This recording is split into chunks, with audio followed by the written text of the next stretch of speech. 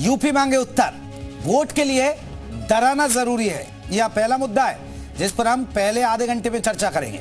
विपक्ष के डराओ और वोट पाओ अभियान से हम चर्चा की शुरुआत करने जा रहे हैं। इमरान मसूद एक सभा को संबोधित कर रहे थे। इस दौरान उन्होंने कहा कि अगर बीजेपी फिर सत्ता में आ गई तो पहले आपका इलाज होगा और फिर मेरा। इमरान मसूद की तरह कुछ दिन पहले शिवपाल यादव ने भी इसी तरह का बयान दिया था और कहा कि अगर वोट नहीं दिया तो बाद में हिसाब किताब होगा, या वोट नहीं दिया तो बाद में हिसाब किताब होगा। आखिरकार वोट के लिए डराना क्यों, वोट के लिए जरूरी क्यों है ये, इस पर हम बात करेंगे। लेकिन उससे पहले जो हमारे आज की रिपोर्ट है वो आप देखिएगा।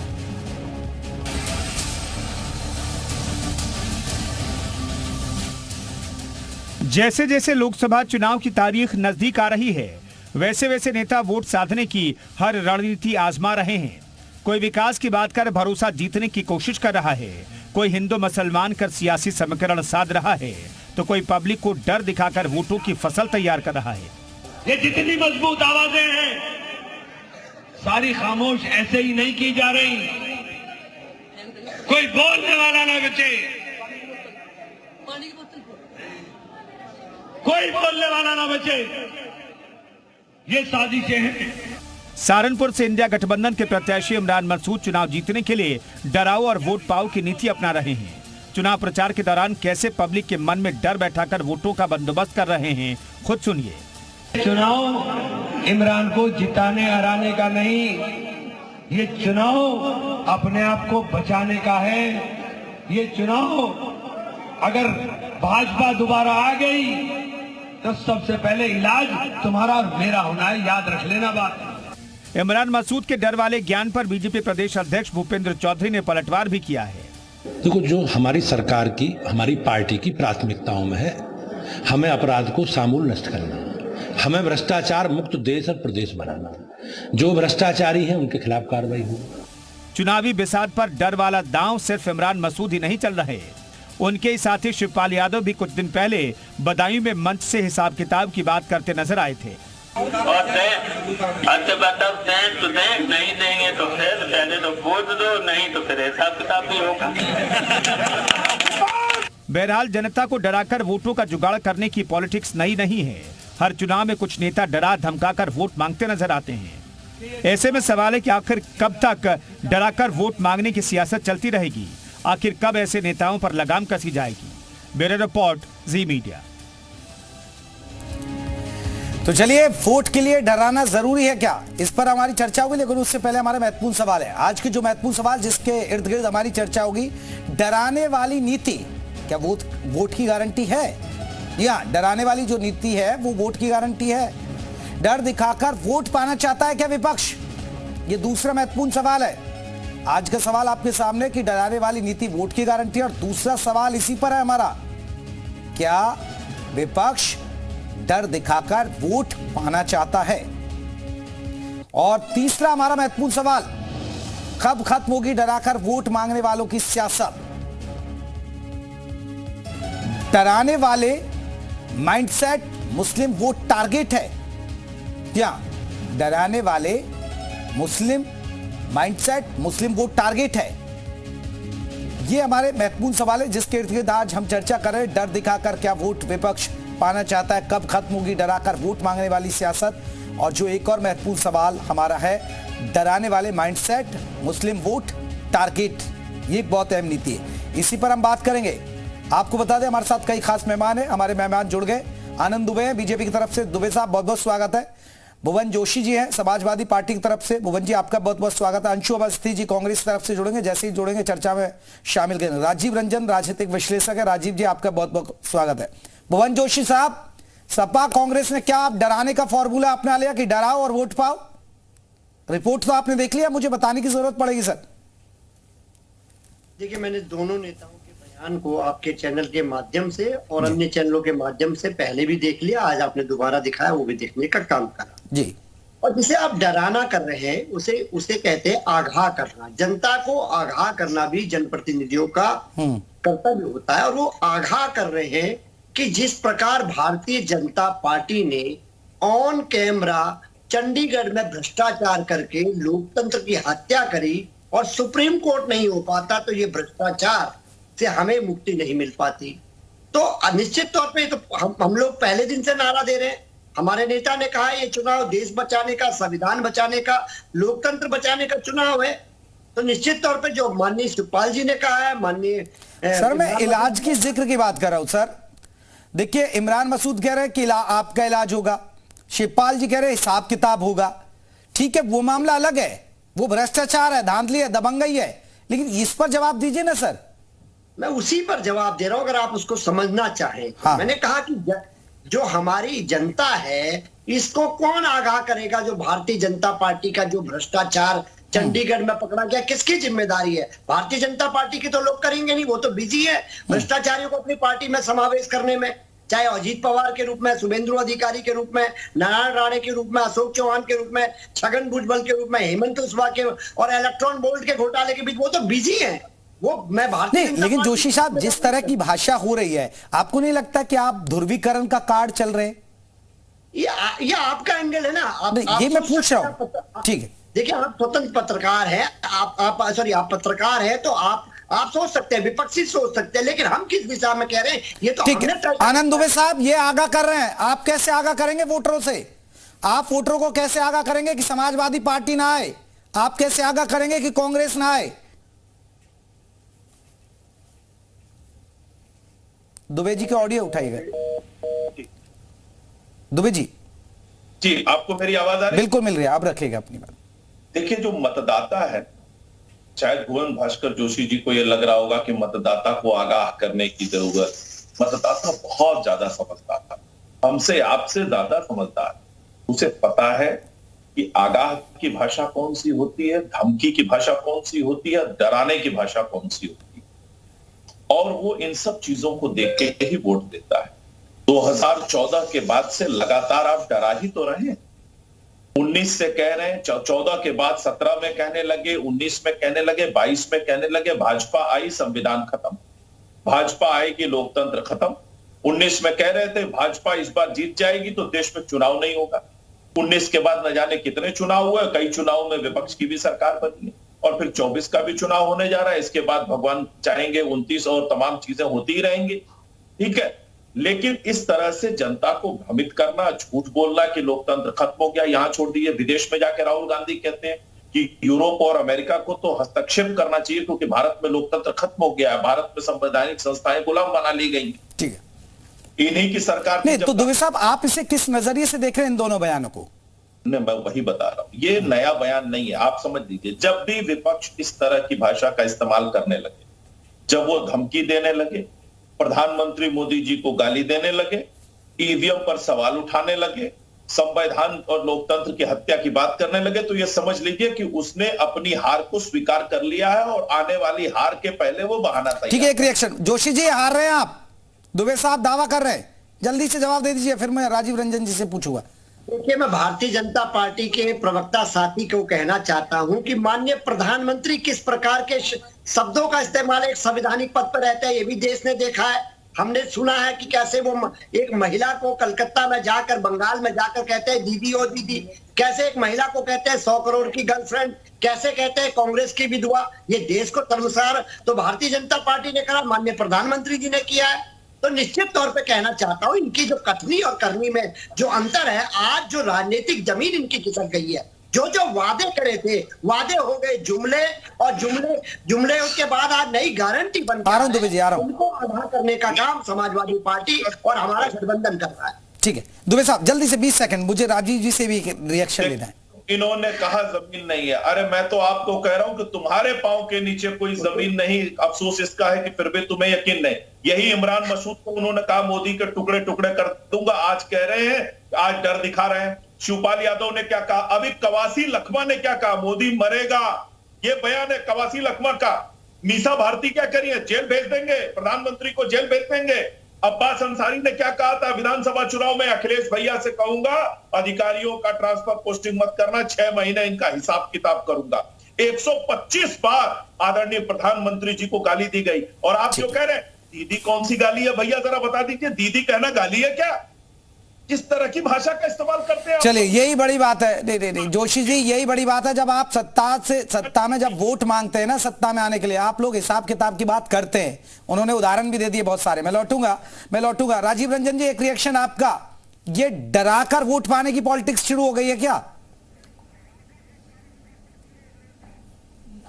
देखिए जेपी जी, ये पॉलिटिक्स शुरू नहीं हो गई है। ये पॉलिटिक्स लंबे समय तक राजनीति में रही है और सभी पार्टियां इसका समय समय से उपयोग करती रही हैं। अगर आपको ध्यान हो तो 89 का दौर याद करिए, जब मंडल कमीशन की राजनीति इस देश में आई तो मंडल की समर्थित पार्टियां यह कहती थी कि इस देश पर ब्राह्मणवादी व्यवस्था का राज है और जब तक ब्राह्मणवादी व्यवस्था को खत्म नहीं करेंगे तब तक इस देश में समान व्यवस्था नहीं बनेगी। 89 से इस तरह का डर दिखाया गया और इस डर को धीरे धीरे भयादोहन लोगों का किया गया। और ब्राह्मणवादी ताकतों के प्रतिनिधि कौन पार्टियां बनी? भारतीय जनता पार्टी और कांग्रेस। लेकिन समय समय से जनता ने, जैसे कि 97-98 के दौर में जनता ने भारतीय जनता पार्टी को बहुमत दिया और जब 5 साल की शानदार सरकार अटल जी की चली, चाहे वो यूपी में कल्याण सिंह राजनाथ सिंह की चली, तो जनता के मन से यह भय निकल गया कि भारतीय जनता पार्टी आएगी तो ऐसा कुछ करेगी। अब 10 साल तक ये दल शांत थे। अब जो मोदी की सरकार पिछले 10 सालों से देश में चल रही है, ठीक है, आम जनमानस के मन से डर भय का सारा माहौल आज खत्म हो चुका है। आज आम आदमी को लगता है कि हमको हमारे कार्यों की डिलीवरी सरकार के सिस्टम से हो रही है। ठीक है। अब जब चुनाव आ गया तो विपक्ष के पास कोई मुद्दा नहीं है। देखिए, तो वही डर मुसलमानों यही में, खासियत है कि आप इस तरह के हमले कीजिए कि आपको वोट मिल जाए। मैं लौटूंगा। अंशु अवस्थी जी भी हमारे साथ जुड़ गए कांग्रेस की तरफ से। अंशु साहब, डराकर वोट मांग रहे हैं आपके उम्मीदवार?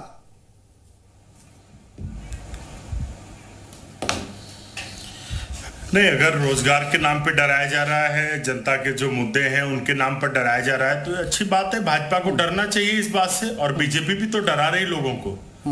पिछले 10 साल में डराने के अलावा आखिर कौन सा काम किया है? सर, वो कह रहे हैं कि मुस्लिमों का इलाज हो जाएगा। वो मुस्लिमों की तरफ इशारा कर रहे हैं कि अगर बीजेपी आ गई तो आप लोगों का इलाज हो जाएगा।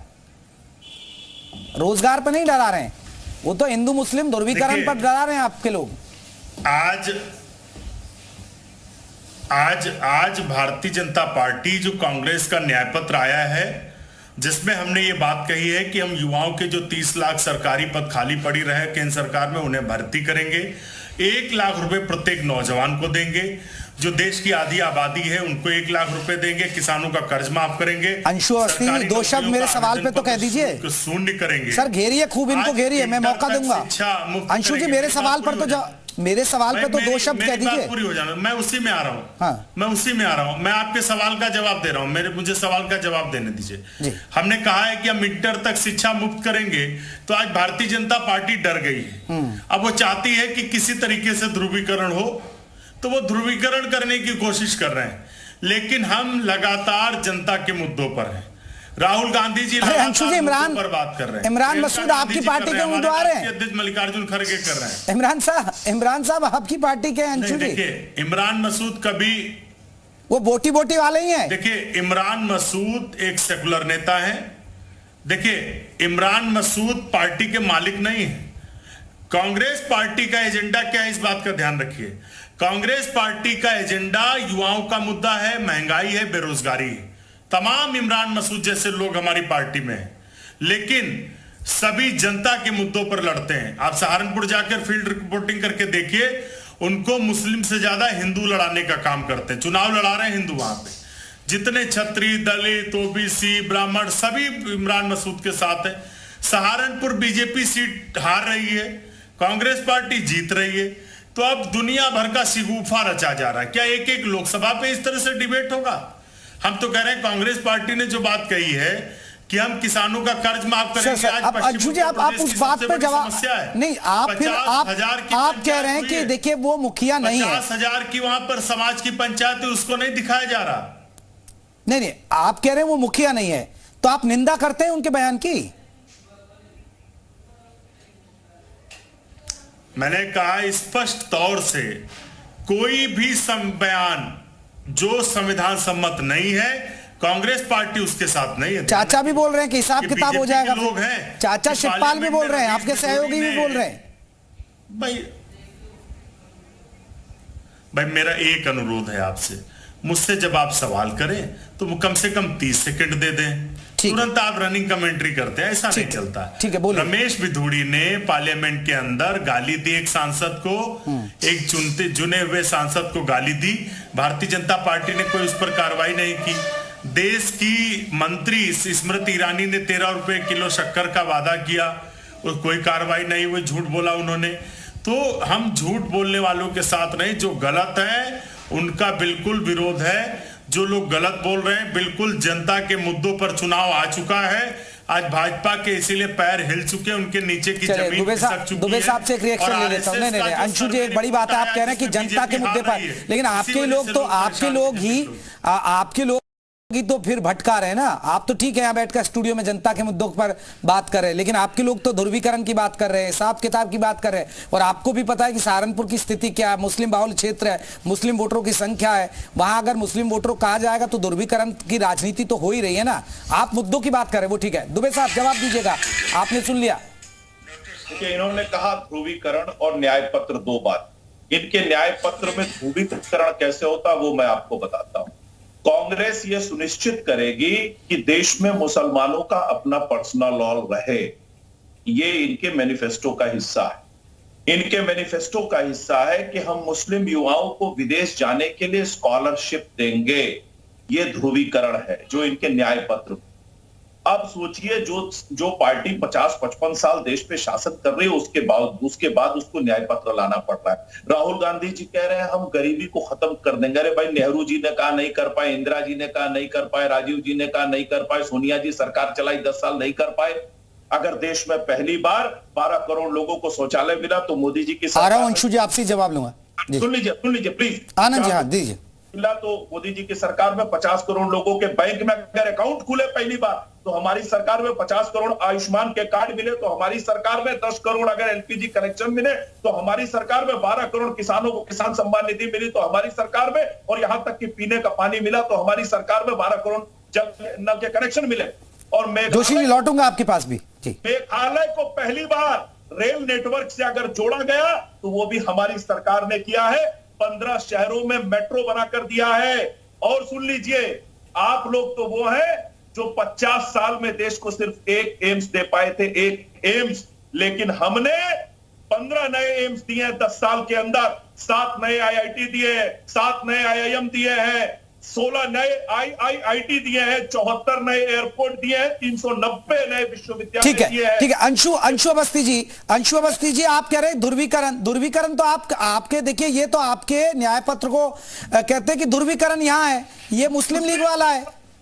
अंशु जी, जो बातें थी वही इनके घोषणा। देखिए, आपको याद होगा कि देश के प्रधानमंत्री ने कांग्रेस पार्टी के न्याय पत्र को क्या कहा कि ये मुस्लिम लीग पत्र है। मुझे अब बताइए, उस न्याय पत्र में हमने 5 न्याय के माध्यम से 25 गारंटियां दी। क्या इस देश के युवाओं को नौकरी देना मुस्लिम लीग पत्र कहा जाएगा? क्या किसानों का कर्ज माफी? अरे सर, एक ही वर्ग के लोग विदेश जाएंगे, उनको आप वजीफा देंगे? आप ये बताइए ना सर, मैं इसलिए पूछ रहा हूं ना। दुबे जी हैं, उनका सवाल का जवाब दीजिए, काटिए ना उन्हें, या तो ये गुमराह कर रहे हैं फिर। मैं दुबे जी के बात का जवाब देता हूं। जी, दुबे जी ने कहा कि नेहरू जी गरीबी नहीं दूर कर पाए। उस समय 80% गरीबी थी, आज 25% बची। लेकिन भारतीय जनता पार्टी 80 करोड़ लोगों को राशन दे रही, तो क्या गरीबी को अलग से गिनना पड़ेगा? क्या देश में राशन के साथ रोजगार नहीं दिया जाना चाहिए? भारतीय जनता पार्टी राशन के साथ रोजगार क्यों नहीं दे पाई? तो इन्होंने तो ये बता दिया कि देश में 80 करोड़ लोग गरीब हैं। इस समय 80 करोड़ लोगों को राशन दे रहे हैं। क्या 80 करोड़ लोग गरीब नहीं हुए? क्या राशन आप कहते हैं गरीबों को दे रहे हैं, और आप ये भी कहते हैं कि हम 80 करोड़ लोगों को दे रहे हैं? तो आप तो खुद बता रहे हैं कि 80 करोड़ लोग गरीब हैं। नहीं, अंशु जी, जो बात हो रही है उस पर आप जवाब नहीं दे रहे हैं। नहीं, आप मेरे ना, जब आप पर ये ध्रुवीकरण का आरोप लगा रहे हैं ना, तो उस पर जवाब दे रहे हैं आप इधर उधर की बातें कर रहे हैं। अंशु जी, आपने एक भी मुद्दे पर बात नहीं की। जो आप पे आपके नेता कह रहे हैं उस पर आप नहीं बात कर रहे हैं। आप उस पर नहीं कह रहे कि आपके घोषणा पत्र पर उन्होंने सवाल उठा दिया। दीजिए ना इनको करारा जवाब। आपके घोषणा पत्र को कैसे ध्रुवीकरण से जोड़ रहे हैं ये लोग? खूब बोल लीजिए। अरे हम तो आपको मौका दे रहे हैं सर, आप जवाब ही नहीं दे पा रहे हैं। आप बताओ कि भारतीय जनता पार्टी बीजेपी ये बताए कि बीजेपी पार्टी जो 10 साल सत्ता में रही है वो आरोप लगाएगी, सवाल करेगी या वो जवाब देगी? ये बताइए मुझे कि आज ये 10 साल बाद जब चुनाव हो रहा है, 2014 में अपना संकल्प पत्र लाए, 19 में लाए, 2024 में इनका संकल्प पत्र कहां है? क्योंकि अब ये झूठ बोलते बोलते भी थक गए। इनको पता है कि जनता इनको मान रही है कि ये झूठ बोल रहे। चलिए मैं लौटूंगा। मुझे एक बड़ी खबर बतानी, मैं आ रहा हूं जोशी जी आपसे। बड़ी खबर, बीजेपी ने इमरान मसूद की शिकायत की है चुनाव आयोग से। इमरान मसूद की शिकायत, वर्ग विशेष को भड़काने का आरोप। सहारनपुर से कांग्रेस उम्मीदवार हैं इमरान मसूद, एक्शन लेने की मांग की गई है बीजेपी की तरफ से। ये बड़ी खबर आपको बता दें, चुनाव आयोग से इमरान मसूद की शिकायत की गई है, वर्ग विशेष को भड़काने का आरोप। अंशु अवस्थी जी, शिकायत हो गई है, चुनाव आयोग तक पहुंच गए। जैसे आप पहुंच जाते हैं अब ये भी पहुंच गए, क्योंकि आप विशेष वर्ग को भड़का रहे हैं अब, और ये वही है जिन्होंने बोटी बोटी की बात कही थी। अंशु अवस्थी जी, देखिए ये प्रधानमंत्री जी का फेल्योर है कि 10 साल में वो कोई अपनी उपलब्धि नहीं बता पा रहे हैं और भाजपा को फिर से ध्रुवीकरण के पीछे जाके छिपना पड़ रहा है। ये पूरी बीजेपी पार्टी का ध्रुवीकरण है, साजिश है। मैं लौट रहा हूं सर, एक बार वो बयान सुनवा देते क्या कहा जिस पर बीजेपी ने शिकायत की है। एक बार दर्शकों को सुनाते क्या कहा इमरान मसूद ने। आवाजें हैं, सारी खामोश ऐसे ही नहीं की जा रही। कोई बोलने वाला ना बचे, कोई बोलने वाला ना बचे। ये साजिशें हैं। चुनाव इमरान को जिताने हराने का नहीं, ये चुनाव अपने आप को बचाने का है।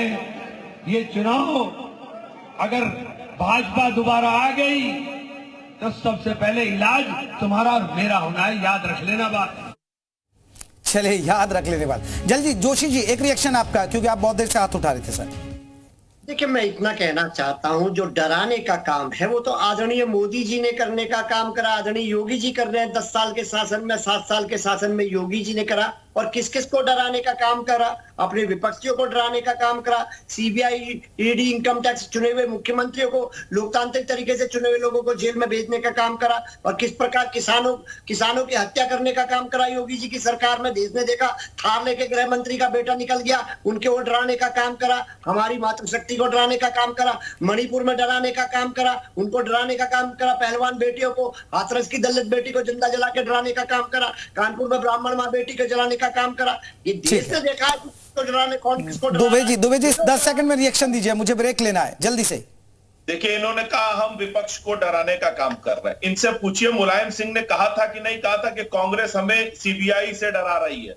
इनसे पूछिए, उनका बयान है कि नहीं। लालू जी ने कहा था कि नहीं कांग्रेस हमें सीबीआई से डरा रही है, और आज कांग्रेस के साथ है। चलिए, सबका होता है सर। आज ये लोग डरा रहे, कभी आप लोग डराते थे, कभी अंशु जी की सरकार होती थी केंद्र में तो सीबीआई को तोता कहा जाता था। चलिए, आप लोगों का बहुत बहुत शुक्रिया। अंशु जी आप बने रहे, आनंद दुबे जी आप बने रहिएगा, ब्रेक के बाद आपसे भी चर्चा करेंगे। आप सभी मेहमानों को बहुत बहुत शुक्रिया। एक